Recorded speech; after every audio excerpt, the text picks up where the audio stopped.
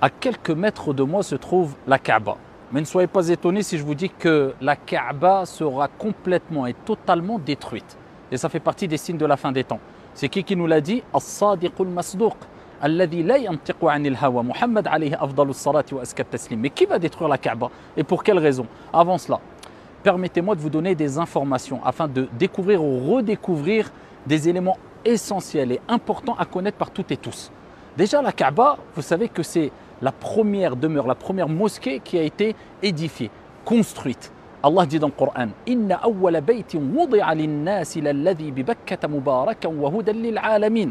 Allah nous rappelle que Bakka est la première demeure, la première mosquée édifiée pour les gens. C'est une mosquée bénie et une bonne direction pour l'univers, comme Allah subhanahu wa ta'ala nous l'a dit. Allah l'a appelé Bakka. Bakka, c'est plus spécifique, c'est-à-dire c'est l'endroit où il y a la Kaaba. Mecca, d'après certains savants, c'est plus général, c'est-à-dire c'est le territoire sacré.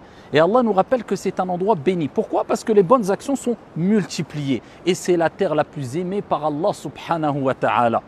Et c'est la Qibla, la direction pour tous les croyants et les croyantes dans le monde entier. Donc c'est un endroit extrêmement important puisque c'est l'endroit, comme j'ai dit précédemment, le plus aimé par Allah subhanahu wa ta'ala. Qui a construit la Kaaba? Quelle est la personne, la première personne, si c'est une personne qui a construit la Kaaba? Eh bien, d'après beaucoup de savants, ce sont les anges, al-Malaïka, qui ont construit la Kaaba. Quel honneur! Et en fil des années, elle fut détruite par des intempéries et différents événements, ce qui a fait que Ibrahim alayhi salam a été amené à reconstruire, si on veut, la Kaaba à partir, bien sûr, des premières assises. Et Ibrahim alayhi salam, comme vous le savez, a reconstruit la Kaaba alors qu'il était avec son fils Ismaïl. Et à un moment, quand il a eu besoin de l'aide de Ismaïl, il l'a appelé, il lui a demandé une pierre afin de se mettre dessus la pierre et de continuer la reconstruction de la Kaaba. Et quand il est monté sur cette pierre-là, ses pieds se sont enfoncés et depuis nous avons les traces d'Ibrahim alayhi salam, d'où Maqam Ibrahim. Ce qu'on retrouve, vous savez, les sortes de petits dômes dorés juste à côté de la Kaaba où on retrouve les traces de Ibrahim alayhi salam lorsqu'il s'est appuyé ou lorsque cette pierre s'est affaissée, quand il a pris support sur cette pierre-là. Alors, Maqam Ibrahim, quelques petites informations importantes, eh bien, était collé à la Kaaba. Ensuite, Omar ibn al-Khattab, question pratique, pour faciliter le tawaf autour de la Kaaba, a décidé de déplacer un peu Maqam Ibrahim, la station de Ibrahim.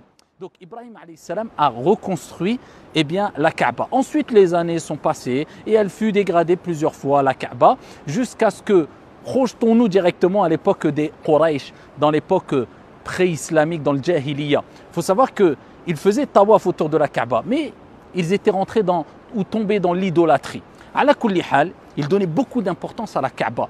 Et quand elle fut encore une fois par différentes intempéries et autres dégradée, en partie détruite, ils ont décidé de la reconstruire. Mais ils cherchaient l'argent le plus propre qu'il y avait. Ils mettaient de côté l'argent de l'usure, l'argent ambigu, l'argent... Donc ils cherchaient l'argent le plus propre pour la reconstruire. Ils l'ont reconstruite, mais ils n'avaient pas assez d'argent pour la reconstruire complètement. C'est pour cela qu'ils ont ils ont fait une sorte de pause dans la reconstruction et pour cela, ils ont simplement construit un petit muret. Vous voyez, c'est le petit muret qui est accolé à la Kaaba qu'on appelle al-Hijr.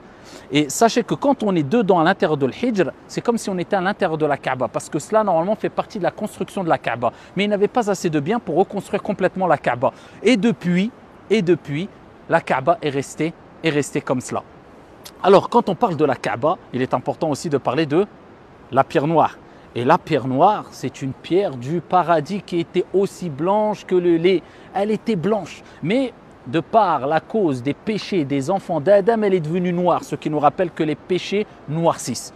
Ils ont noirci la pierre noire, une pierre du paradis, que dire de nos cœurs? C'est pour ça que le prophète sallallahu alayhi wa sallam nous a rappelé que lorsque l'enfant d'Adam, le croyant, fait un péché, eh bien il y a une tache noire qui s'inscrit dans son cœur. S'il se repent et demande pardon, ce péché, eh bien, ou plutôt ce point noir, eh bien, s'efface. Si par contre il persiste, eh bien, le point noir ne cesse de s'accumuler ou de grandir jusqu'à recouvrir la totalité de son cœur, wal'iyadhu billah, et jusqu'à voiler son cœur, peut-être même sceller son cœur, qu'Allah subhanahu wa ta'ala nous en préserve. Et cette pierre, eh bien, elle est dans un angle de la Kaaba, il est bon de la toucher. Et pour toute personne qui l'a touchée, abshirou, réjouissez-vous. Le prophète sallallahu alayhi wa sallam nous a dit qu'au jour de la résurrection, elle aura deux yeux pour voir et une langue pour parler ou pour témoigner plutôt envers toute personne qui l'aura touchée sans causer de préjudice clair ou de mal.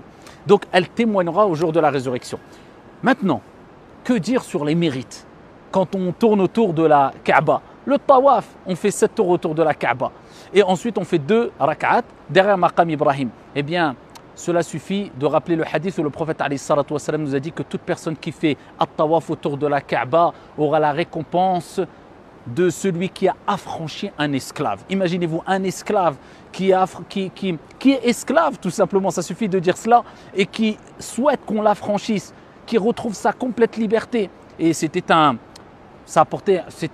grand acte méritoire et honorable à l'époque de le faire. Eh bien là, vous faites 7 tours autour de la Kaaba, vous avez cette récompense. Plus que cela aussi. Eh bien le prophète nous a dit, celui qui tourne autour de la Kaaba, pour chaque pas, il aura 10 bonnes actions. Il aura 10 péchés enlevés et Allah Azza wa Jalla l'élèvera de 10 degrés. Que pouvons-nous dire encore? Eh bien on peut dire que celui qui détruira la Kaaba, ce n'est autre que, comme le prophète nous a dit, Dhu Suwayqatayn. C'est l'homme aux 2 jambes fines, arquées. Le prophète a dit, c'est comme si je le voyais, et il viendra et détruira pierre par pierre la Kaaba. Mais à ce moment-là, ici, soyez quelque part apaisés. Le prophète nous a rappelé que ça, c'est les grands signes de la fin des temps, les derniers signes de la fin des temps. Et à ce moment-là, il n'y aura plus aucun croyant sur la surface de la terre. Et ça nous rappelle que ce que Dieu nous met à disposition pour se rapprocher de lui, il faut profiter au maximum avant que ces choses disparaissent. Et s'il n'y a plus la Kaaba sur la surface de la terre, cela nous rappellera que ça sera la fin. Qu'Allah nous réunisse dans son paradis, qu'Allah subhanahu wa ta'ala permette à toutes et à tous de faire at-tawaf autour de la Kaaba, de se rendre dans cet endroit béni pour se rapprocher au maximum d'Allah avant qu'il ne soit trop tard. Wallahu a'lam, wassalamu alaikum.